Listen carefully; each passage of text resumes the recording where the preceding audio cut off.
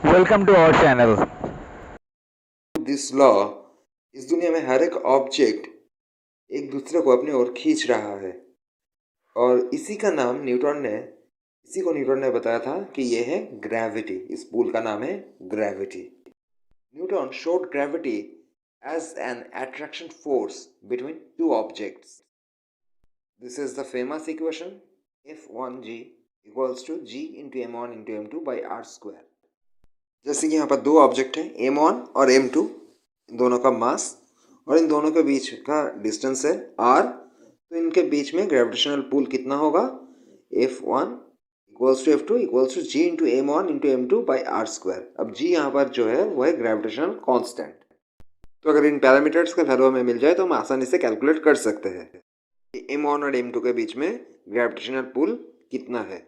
वैसे तो इस लॉ का बहुत सारा लिमिटेशंस है ही, ऊपर से ये सही से डिस्क्राइब नहीं कर पाता, मतलब बहुत सारा प्रॉब्लम अराइज हो जाता है। कैसे, मैं बता रहा हूँ। देखिए, न्यूटन ने ग्रेविटी को एक फोर्स की तरह ट्रीट किया था और इस फोर्स को निकालने के लिए आपको चाहिए दोनों ऑब्जेक्ट का मास, उन दोनों के बीच का डिस्टेंस, तभी आप निकाल पाएंगे दोनों के बीच का अट्रैक्शन फोर्स।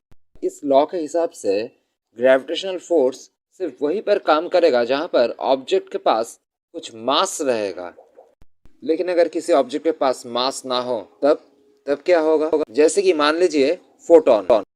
अब इस इक्वेशन में अगर हम लोग फोटोन m1 इक्वल्स टू 0 लेंगे तो देखिए टोटल फोर्स मिल जाएगा आपको 0, जो इक्वेशन से ही आपको मिलेगा। जैसे कि ग्रेविटेशनल लेंसिंग के समय हम लोग देखते हैं कि अगर लाइट रे कोई मैसिव ऑब्जेक्ट के पास से जा रहा हो, मतलब जिसके पास हाईली डेंसाइल ग्रेविटी मौजूद है, तो उस समय लाइट रे बेंड हो जाता है। The light rays get affected by this massive object. अब क्योंकि न्यूट्रॉन स्टार और ब्लैक होल के पास सबसे ज़्यादा ग्रेविटी रहता है, तो ये लाइट रे को मजबूर कर देता है अपना पथ चेंज करने के लिए, बेंड करने के लिए। अब जैसे कि आप लोग जानते हो कि लाइट रे मतलब collection of photon particle is massless. तो मैंने दिखा दिया था कि इस समय तो ग्रेविटेशनल फोर्स 0 होना चाहिए था, फिर ये इफेक्ट कैसे आ रहा है? न्यूटन्स ग्रेविटेशनल लॉ इसका कोई आंसर, एक्सप्लेनेशन नहीं दे सकता है। ये रहा एक बड़ा सा फेल्योर, क्योंकि मासलेस ऑब्जेक्ट पर भी ग्रेविटी का प्रभाव कैसे पड़ता है ये न्यूटन्स लॉ एक्सप्लेन नहीं कर पाता।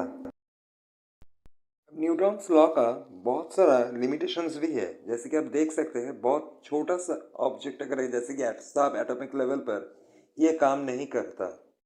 वेरी स्ट्रॉन्ग ग्रेविटेशनल फील्ड जैसे कि ब्लैक होल, न्यूट्रॉन स्टार के साथ क्या होगा ये एक्सप्लेन नहीं कर पाता।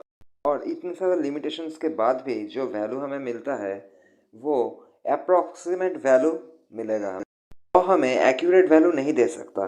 तो फिर एक्यूरेट वैल्यू कहाँ से हम लोगों को मिलेगा? देखिए, परफेक्ट वैल्यू हम लोगों को मिलता है आइंस्टाइन की इक्वेशन से, जो कि हम लोगों को एग्जैक्ट वैल्यू देगा ग्रेविटेशनल फील्ड के लिए,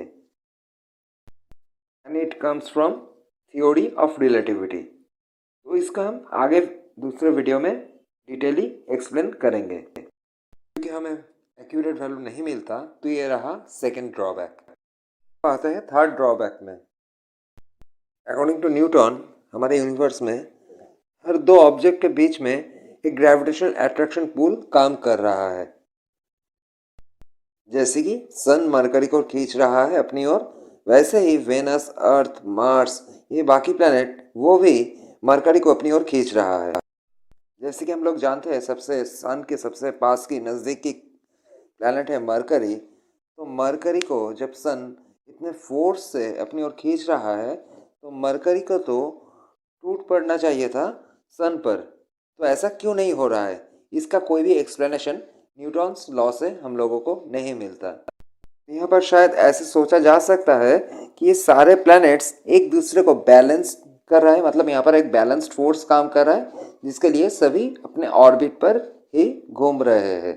कोई किसी के दूसरे ऑर्बिट पर ना तो जा रहा है, ना तो टकरा रहा है किसी और से। और अगर सच में ही ऐसा है, तो लास्ट प्लैनेट अगर हम नेपच्यून को मान ले, तो नेपच्यून को ऑपोजिट साइड से बैलेंस करने वाला कौन है? कौन बैलेंस कर रहा है नेपच्यून को? इसका भी आंसर हमें न्यूटन्स यूनिवर्सल ग्रेविटेशन लॉ से प्राप्त नहीं होता है। कुछ एक्सप्लेन करने में ये लॉ फेल हो जाता है और इसका रीज़न है क्योंकि न्यूटन ने ग्रेविटी को एक फोर्स की तरह उन्होंने माना था। लेकिन जैसे कि आइंस्टाइन ने माना था, उन्होंने अपने थ्योरी ऑफ रिलेटिविटी से दिखाया स्पेस टाइम एक चादर की तरह है और जब भी उसमें एक भारी ऑब्जेक्ट आ जाएगा तो वो चादर को नीचे की तरह धंसा देगा और इस तरीके से ही सारा प्लैनेट्स का मूवमेंट चल रहा है, जो अच्छे से एक्सप्लेन कर देता है प्लैनेटोरियल मूवमेंट को। अब ये सब कैसे काम करता है ये मैं नेक्स्ट वीडियो में अच्छे से एक्सप्लेन करके स्पेस टाइम कर्वेचर के बारे में बताऊंगा। आज के लिए इतना ही। If you find this video helpful, please subscribe my channel.